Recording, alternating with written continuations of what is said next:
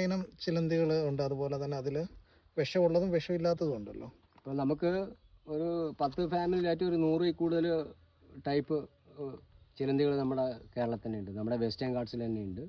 ഇനിയും ഏകദേശം കണ്ടുപിടിക്കാനുണ്ട്. അതുകൂടാതെ വിഷമുള്ളത് പറഞ്ഞത് ഇന്ത്യയിൽ ഒരു സ്പൈഡറിനും വിഷമില്ല. അതായത് വെനമസ് ഉള്ള സ്പൈഡർ ഒന്നുപോലും ഇല്ല. നമ്മുടെ ആകെ ഉള്ളത് ഒരു 3 ഐറ്റം ചിലന്തി മാത്രം വേൾഡ് ലെവലിൽ പോയിസണുള്ള. അത് കടിയേറ്റ് കഴിഞ്ഞാൽ ആൾ മരിക്കാനിടയുണ്ട്.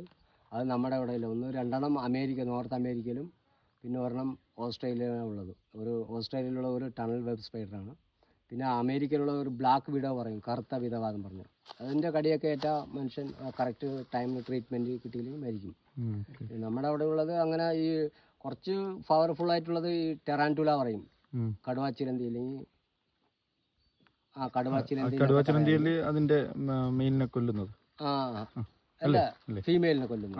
ഫീമെയിലിന് മാക്സിമം ചിലന്തികളുടെ സ്വഭാവം അങ്ങനെയാണ്. അതായത് ഈ പെൺമേധാവിത്വമാണ് ഈ ചിലന്തികളുടെ ഇടയിൽ.